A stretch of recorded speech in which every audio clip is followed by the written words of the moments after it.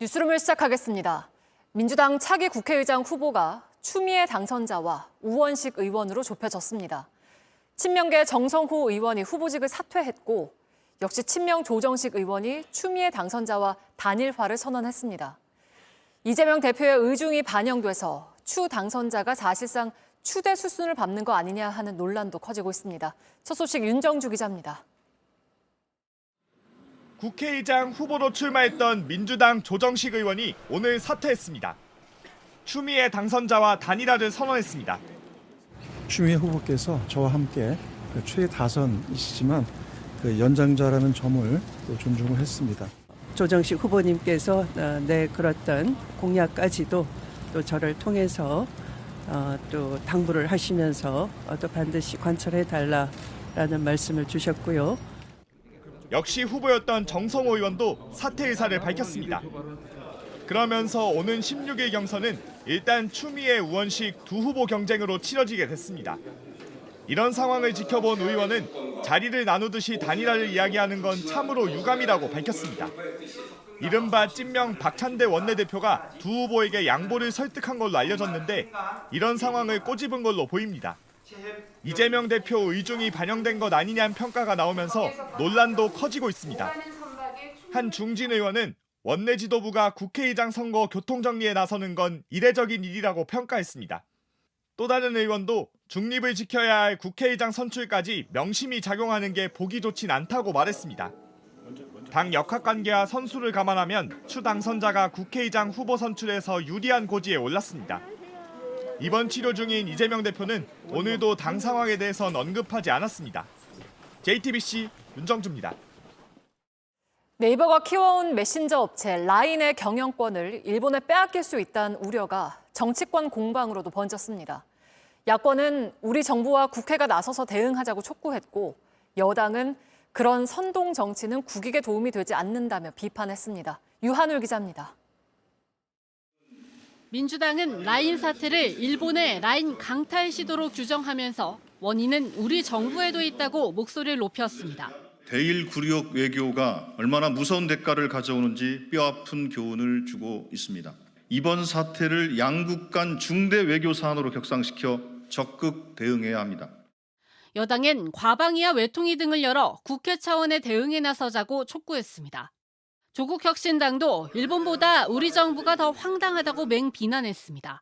우리 정부는 당장 한일 투자협정상의 국가 개입 권한을 행사해야 합니다. 윤석열 정부의 지난 2년 동안 대일 굴종 외교가 몸에 배서 이제는 입도 뻥끗 못하는 것인지요.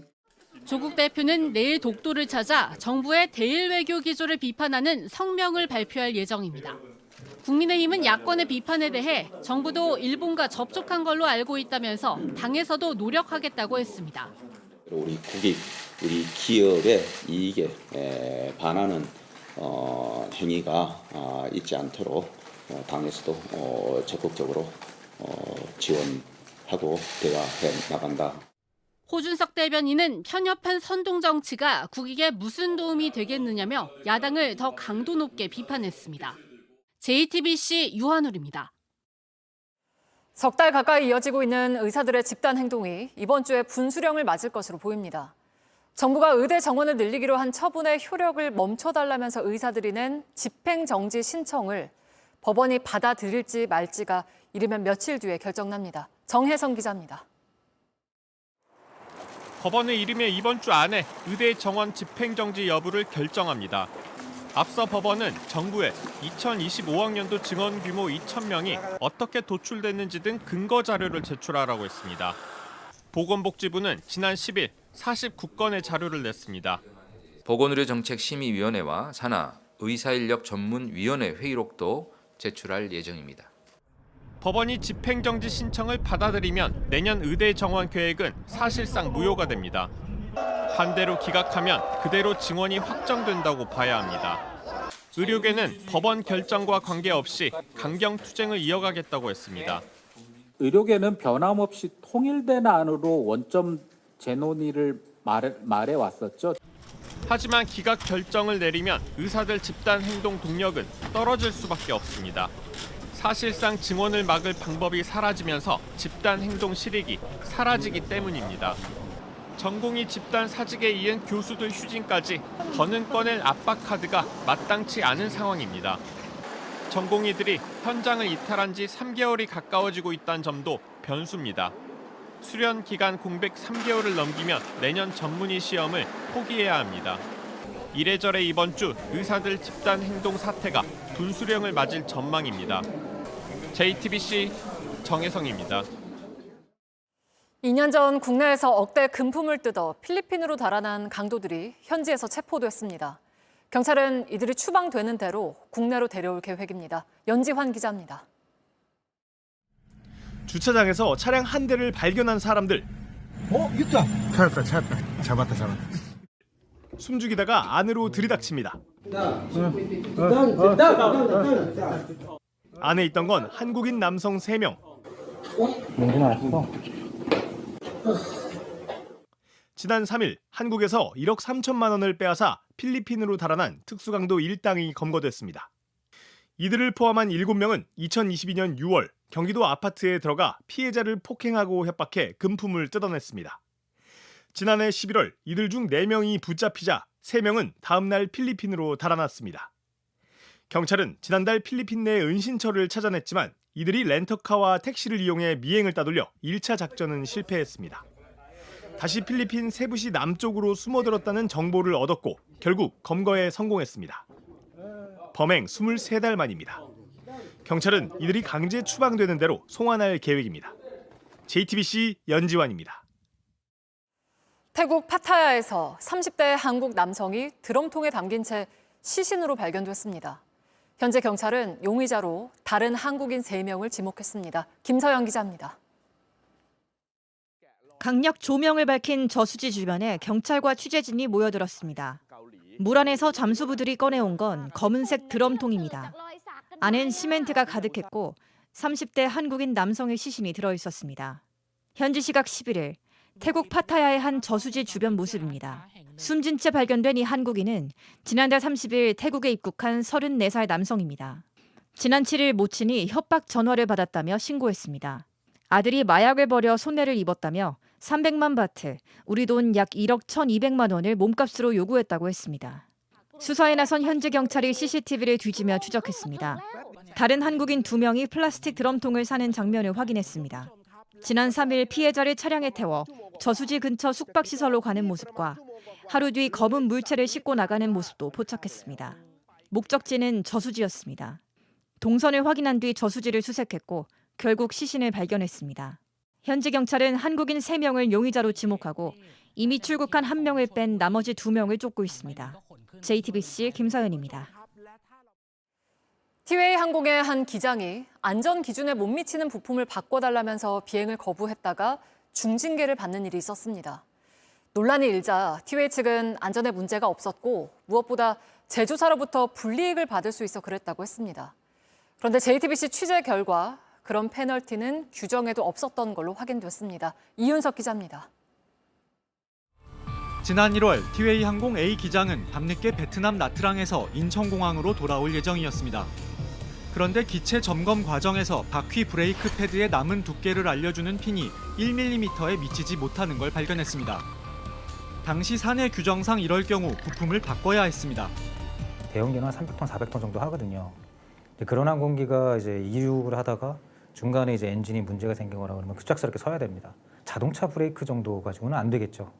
그러다 보니까 그 안을 들여다볼 수가 없다 보니까 이 브레이크 패드가 얼마나 마모됐는지를 밖에서 인지할 수 있게끔 거기다 핀을 하나 꽂아놓고 브레이크 패드 교체를 요청한 A 기장. 회사 측은 현지에 부품이 없고 안전에 문제가 없다는 이유로 일단 비행을 하라고 했습니다. A 기장은 임원급 책임자의 공식적인 지시를 요구했고 받아들여지지 않자 결국 비행을 거부했습니다.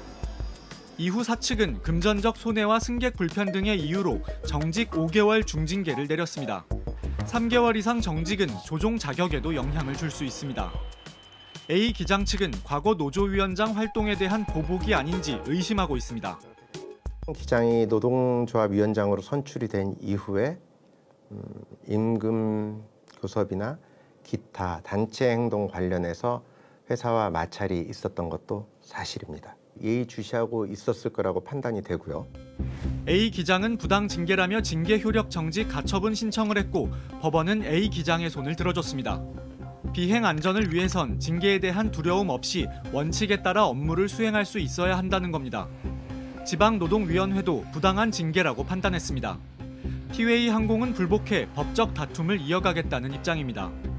핀 길이가 0mm 이상이면 안전엔 문제가 없고 A 기장이 과거에도 1mm 미만일 때 운항을 했다는 이유입니다. 노조위원장 활동은 무관하다고도 했습니다. 핀이 1mm 이상일 때 부품을 교체하면 제조사로부터 페널티를 받는다고도 강조했습니다. 그러나 JTBC 취재 결과 항공기 제조사인 보잉사엔 그런 규정이 없었습니다. 부품 제조사 역시 마찬가지였습니다. 제조사 측은 그러한 규정은 없다면서 해당 사안은 항공사의 항공기 운영 관리 문제로 항공사 내부 문제라고 선을 그었습니다.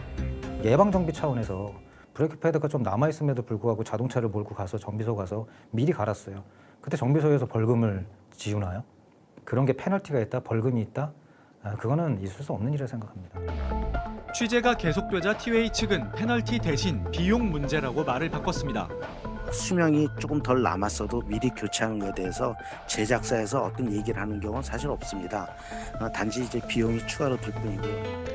국제민간항공조종사협회는 안전을 위한 기장의 결정을 처벌하는 건 있을 수 없다며 징계 결정을 취소해야 한다는 입장을 밝혔습니다. JTBC 이윤석입니다. 지난 1969년 국민 성금으로 도입한 F4 팬텀 전투기 넉 대가 퇴역합니다. 전국 하늘을 누비면서 마지막 인사를 했습니다. 이승환 기자입니다. 장비를 갖추고 전투기에 오르는 조종사 표정은 진지합니다. 서서히 활주로로 향하고 굉음을 내며 하늘로 솟아오릅니다. 퇴역을 앞둔 F4 팬텀 전투기들입니다. 마지막 국토순례 비행에 나선 모습입니다. 하늘의 도깨비로 불렸던 팬텀은 1969년 우리나라에 처음 도입됐습니다. 1년 전 김신조 청와대 기습 사건으로 위기감이 커졌던 시기였습니다. 6년 뒤 국민 성금으로 전투기 5대를 더 사들였습니다. 그러면서 당시 우리 공군력 2배가 넘었던 북한과 균형을 맞췄습니다. 각계각층이 기꺼이 낸 방위성금으로 마련한 팬텀 전투기 5대는 필승편대로 명명됐는데 마지막 비행에 나선 전투기 넉 대 가운데 2대는 과거 공군 도색이던 정글무늬와 연회색을 칠했습니다. 국민의 손길에서 국민의 마음으로란 문구도 새겼습니다. 수원기지에서 출발해 전국 12개 도시 하늘을 날았습니다. 많이 수고했고 이제는 다음 세대에게 잘 넘겨주도록 하겠습니다. 팬텀은 다음 달 7일 열리는 퇴역식을 끝으로 모든 임무 수행을 마칩니다. JTBC 이승환입니다. 누가 가장 멍 때리며 잘 있는지 겨루는 멍 때리기 대회가 올해도 열렸습니다. 100명 넘는 참가자들이 한강에 모여서 아무것도 안 하는 일에 최선을 다했습니다. 이자연 기자입니다. 반쯤 벌린 입에 눈은 떴지만 초점을 잃었습니다. 아예 드러눕고 다른 사람에게 기대 몸을 맡깁니다. 집단으로 아무것도 안 하는 이 사람들 모습. 서울 잠수교 아래서 열린 멍때리기 대회입니다. 117명 참가자들 모두 치이고 긴장하고 피곤했던 일상을 놓고 싶습니다. 참가 이유를 봤더니 가장 많이 나온 단어는 그냥과 어쩌답니다. 그런데 아무것도 안 하는 건 생각보다 쉽지 않습니다. 가지고 온 걱정이 많습니다. 중학교 올라가면은 공부 양도 많아지고 어려워질 거니까. 생각하지 않으려 해도 울화가 치솟고. 중고거래 종류 사기인데 금액대가 조금 있어요. 내일 눈 뜨면 또 회사 가기는 너무 싫습니다. 억지로 좀 비우려고 하는 것 같아요. 네. 어차피 회사 가서 많은 생각을 하게 될 거니까. 지난 2014년 시작된 멍때리기 대회는 올해 10주년을 맞았습니다. 35대 1의 경쟁률을 뚫고 117명이 참가했습니다. 참가자들은 이 많은 걱정을 묻어두고 90분 동안 멍을 때렸습니다. 15분마다 심박수를 확인해 가장 변화가 적으면 우승입니다. 잠시나마 일상에서 멀어졌던 참가자들. 내일부턴 다시 치열한 일상으로 돌아갑니다. JTBC 이자연입니다.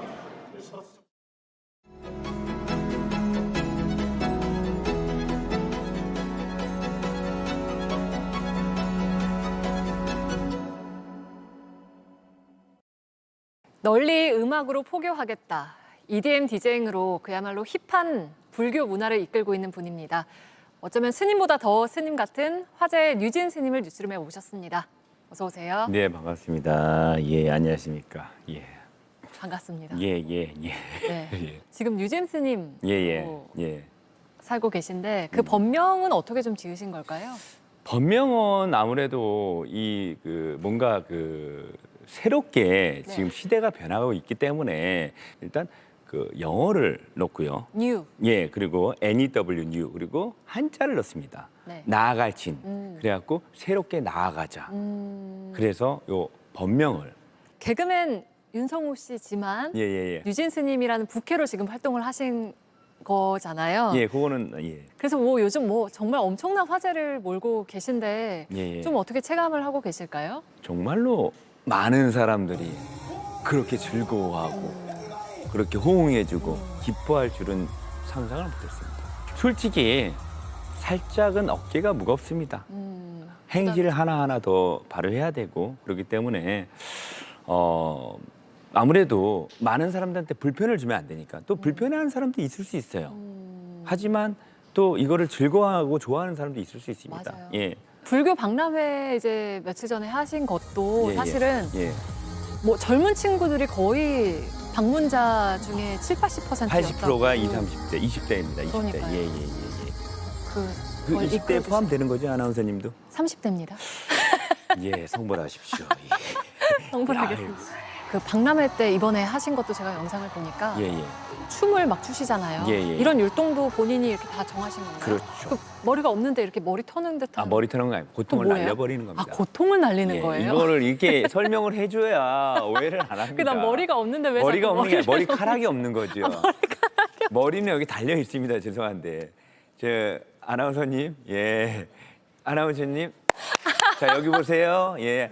자, 정신을 바짝 차려야. 알겠습니다. JTBC 번뇌를 뉴스. 날려야 그렇죠. 되는군요. 예, 번뇌의 고통을 날려버리는 춤입니다. 그 춤이었어요. 그리고 부처님의 이 춤은요. 네. 합장. 아무래도 수행하다 보면 합장을 하지 않습니까? 네. 근데 EDM 음악이 나옵니다. 네. EDM 음악이 나오면 부처에서 손을 막 들어야 됩니다. 그렇죠. 이걸 풀면 안 됩니다. 그러니까 이 풀지 붙이고 있어야 못한 되니까. 상태에서 같이 올리는 겁니다. 너무 재밌게 봤어요. 안무에도 다 뜻이 있습니다. 스님들도 조금 따라하시는 모습이 있더라고요. 그렇죠. 따라하시는 분도 있고요. 예. 너무 재밌게 봤던 기억입니다. 예. 사실 불교하면 예. 수행, 예. 명상 이렇게 예. 좀 정적인 이미지가 먼저 떠오르기 마련인데 예. 나 처음에 이렇게 종교 행사에서 이런 거 해도 되나 이렇게 좀 걱정하신 적은 없을까요? 저는 걱정을 안 했습니다. 불러줬기 때문에. 거기서 해달라고 이거 하라고. 왜냐면 그 순간 느끼면 이 불교계가 점점점 진짜 새롭게 나아가는구나를 느꼈습니다. 유진입니다, 말 그대로. 유진하는구나. 그 불교 교리를 EDM으로 이제 편곡을 해서 예. 디제잉을 하시는 건데 예. 예를 들면 이 또한 지나가리, 예. 고통을 이겨내며 극락왕생 예. 그런 마음에 와닿는 가사들이 정말 많아요. 직접 다 쓰신 거죠, 스님께서? 네, 동생이 썼습니다. 동생이 쓴 예, 거예요? 개그맨 윤성호 씨가 썼습니다. 그 사람 쓴 게 제가 쓴 거랑 뭐 마찬가지인 거 아니지 않습니까? 그렇죠? 예. 그가 정말 작년에 네. 너무 힘든 시절을 보냈습니다. 작년이 가장 힘들었어요. 예, 작년에 너무 힘들어서 항상 마음속으로 나한테 왜 이렇게 힘든 시절이 오는 거지? 일이 하나도 없고 누가 찾아주는 사람이 없고 그래서 매일 6시에 일어나서 활동하던 사람이 아침에 눈이 안 떠지고 정신은 깨어 있는데 눈뜨기가 싫은 겁니다. 미래가 안 보여서 뭐 할지 모르고 그랬던 시절을 가사에다가 다 녹인 겁니다. 거예요. 예, 극락왕생이라는 가사. 근데 실제로 그게 현실이 됐습니다. 맞아요. 가장 어두운 시기를 지나고 고통을 이겨내면 극락왕생 같은 삶을 누릴 수 있다 하는데 지금 그게 실제로 현실이 되는 네. 겁니다. 예. 그거 어떻게 좀 이겨내셨을까요? 그때 당시에 운동을 좀 더 꾸준히 했고요. 오히려 그리고 몸을 오히려 움직이게. 바디 프로필을 또 준비하면서 16kg 감량하신 게 예, 그건가요? 맞습니다. 예. 그걸로 좀 왜냐면 몸을 혹사시키면 몸이 정신을 지배해 버리니까. 번뇌가 사라지는. 그렇죠. 이거 힘든 거를 담배와 술로 의지하면 안 된다. 맞아요. 오히려 이럴 때일수록 주저앉지 이런 걸 더 않고. 멀리 해야 된다. 예. 그러면서 그때 생각했던 게 해 뜨기 전이 가장 어둡다. 맞아요. 세옹지마. 쓴맛을 느껴야 단맛을 느낄 수 있다. 이 또한 지나가리. 이런 걸 많이 생각했습니다. 그러면서 버텼습니다. 조계종 쪽에서 선물도 받으셨잖아요. 예. 한번 좀 구경할 수 있을까요? 요게 또 예. 헤드셋을 주셨어요. 아무래도 이제 역사상 처음입니다. 이렇게 헤드셋을 선물을 주는 거. 예. 그리고 여기 또 염주가. 그 염주. 예. 그러니까 우리 한국 불교에 큰 역할을 하고 있다라면서 이제 선물을 주신 거였잖아요. 우리 총무원장 스님께서 그렇게 말씀을 해주시는데 저는 제가 뭐 큰 역할을 하는 거 아니고 저는 거기서도 얘기했습니다. 저는 사람을 그냥 끌어모을 테니 나머지는 법력이 높으신 우리 큰 스님이나 스님들께서 전법을 좀 해주시고 네. 좋은 말씀을 해주시면 감사드리겠습니다. 그렇게 얘기한 것뿐입니다. 지금 뭐 해외 초청도 받고 계시고. 예. 해외에서 속히 우리가 말하는 터졌다고 하죠. 빵 터졌다고 네. 하죠. 그렇게 빵 터져서. 대만에서는 뭐 거의 아이돌 대접을 받는다고. 대만에서 저도 놀랐습니다. 이렇게 저를 원하는 그런 표정과 그런 함성 소리. 근데 대만 다음에 제가 말레이시아 공연 갔을 때 네. 그때는 더 반응이 더 컸고요. 점점 갈 때마다 더 커지는 것 같습니다. 국내를 넘어서. 그렇죠. 아무래도 저 케이블교를 네. 좀 이렇게 많이 알리기 위해서 제가 또 해외 순례를 다니는데 근데 중국어도 또 공부를 하신 적이 있다고. 중국어는 이제 그렇죠. 근데 지금은 조금 안 해서 그때보다 이렇게 많이 잊어버렸는데 그래도 소통은 다 됩니다. 이게 저 참 인생이 신기한 게 그때는 지금 이렇게 뉴진 스님으로 활동하실 줄 몰랐을 거 아니에요. 그렇죠. 근데 그때 배운 중국어가 지금 뉴진 스님으로 활동하실 때 너무 많은 도움이 될 것 같아요. 해외 가서 디제잉하고 하실 때. 그리고 더 중요한 거는 작년 12월부터 영어를 지금도 외우고 있고요. 아예 말을 못하던 영어가 지금 입이 튀어서 대화가 됩니다. 올해 영어를 마스터하는 게 목표입니다. 개그맨 윤성호 씨로서의 예. 앞으로 또 다른 목표가 있을까요? 우리 개그맨 윤성호 씨의 생각은 제가 같은 생각이니까 또 갖고 있으니까요. 그냥 흘러가는 겁니다. 따로 없는 것 같아요.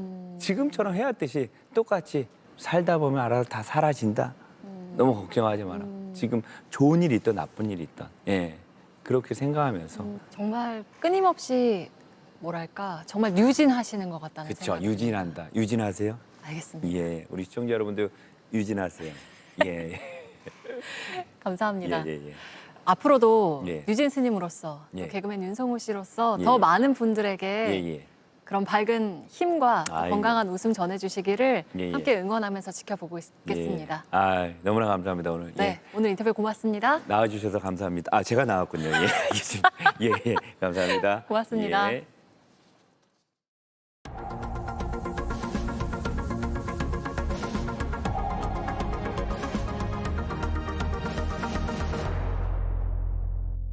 네, 뉴스룸 마치겠습니다. 시청해주신 여러분 고맙습니다.